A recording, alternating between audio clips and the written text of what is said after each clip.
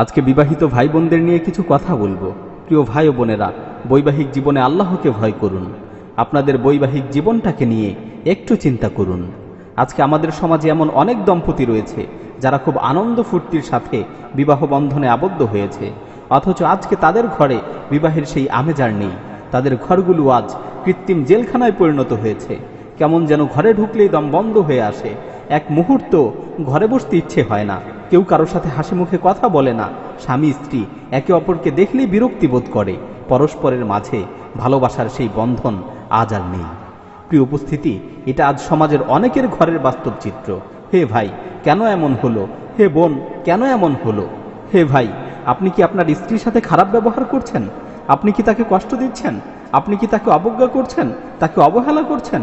অথচ আপনার স্ত্রী আপনার সাথে বিবাহ বন্ধনে আবদ্ধ হয়েছে বলেই সে তার বাবা মা, আত্মীয় স্বজন সবাইকে ছেড়ে আপনার কাছে চলে এসেছে। পৃথিবীতে সবচেয়ে বেশি আপনাকে আপন ভাবতে শুরু করেছে, আপনাকে ভালোবাসতে শুরু করেছে। প্রিয় ভাই, আপনার কি সেই দিনগুলোর কথা স্মরণ আছে যখন আপনার বিয়ের জন্য মেয়ে দেখা হচ্ছিল? আপনিও একজন উত্তম স্ত্রী খুঁজছিলেন। বিবাহের চিন্তায় কত রাত আপনি ঘুমাতে পারেননি। আপনার কি বিবাহের দিনের কথা স্মরণ আছে? কত আগ্রহ নিয়ে আপনি অপেক্ষা করছিলেন কখন আপনার প্রিয়তমার সাথে দেখা হবে, আপনি মন খুলে তার সাথে দুটি কথা বলবেন। সেই সময় কত আগ্রহ ও উদ্দীপনা ছিল।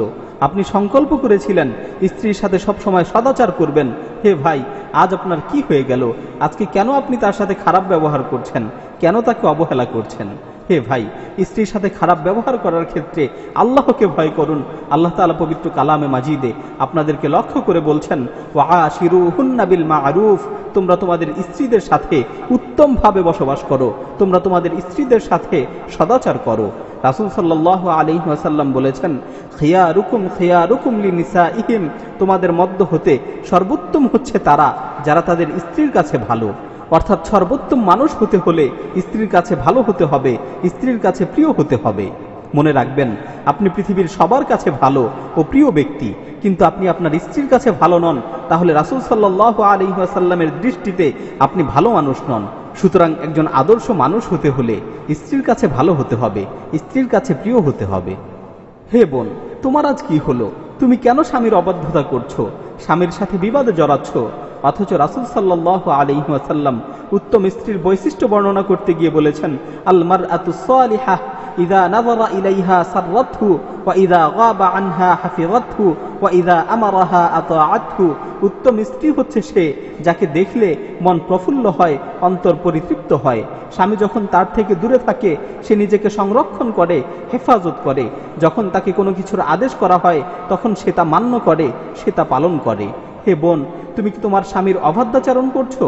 অথচ তোমার স্বামী হচ্ছে তোমার জন্য আল্লাহর নৈকট্যশীল হওয়ার একটি মাধ্যম। তোমার স্বামী হচ্ছে তোমার জন্য জান্নাতে প্রবেশের একটি মাধ্যম। রাসূল সাল্লাল্লাহু আলাইহি ওয়াসাল্লাম বলেছেন, ওয়াল্লাযী নাফসি বিয়াদিহি লা তুআদ্দিল মারআতু হাক্কা রাব্বিহা হাত্তা তুআদ্দি হাক্কা যাওজিহা।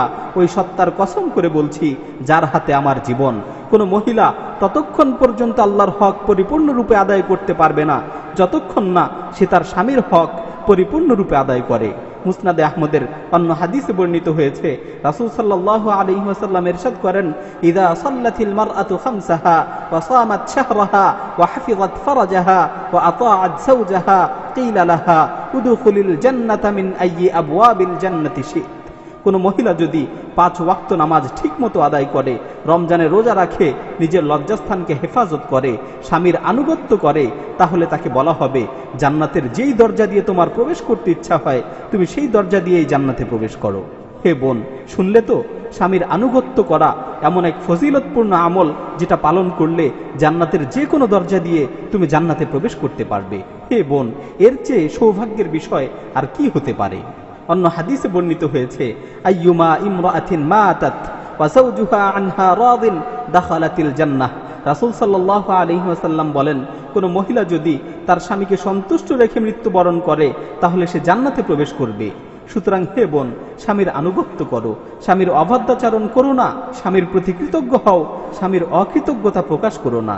পরিশেষে স্বামী স্ত্রী উভয়কে লক্ষ্য করে আবারও বলছি, প্রিয় ভাই ও বোন, বৈবাহিক জীবনে আল্লাহকে ভয় করুন, নিজেদের বৈবাহিক জীবনটাকে ইসলাম অনুযায়ী পরিচালিত করুন, পরস্পর একে অপরকে আন্তরিকভাবে ভালোবাসুন, একে অপরকে সর্বদা সন্তুষ্ট রাখার চেষ্টা করুন, একে অপরের প্রতি সদাচার করুন, নিজেদের ঘরের পরিবেশকে ইসলামী পরিবেশে সুসজ্জিত করুন, একে অপরকে দিন পালনে সহায়তা করুন বা উৎসাহিত করুন। দোয়া করি আল্লাহ তাআলা যেন সকলের বৈবাহিক জীবনকে ইসলাম অনুযায়ী পরিচালিত করার তৌফিক দান করেন এবং সকলের দাম্পত্য জীবনে অনাবিল সুখ শান্তি দান করেন। আমিন।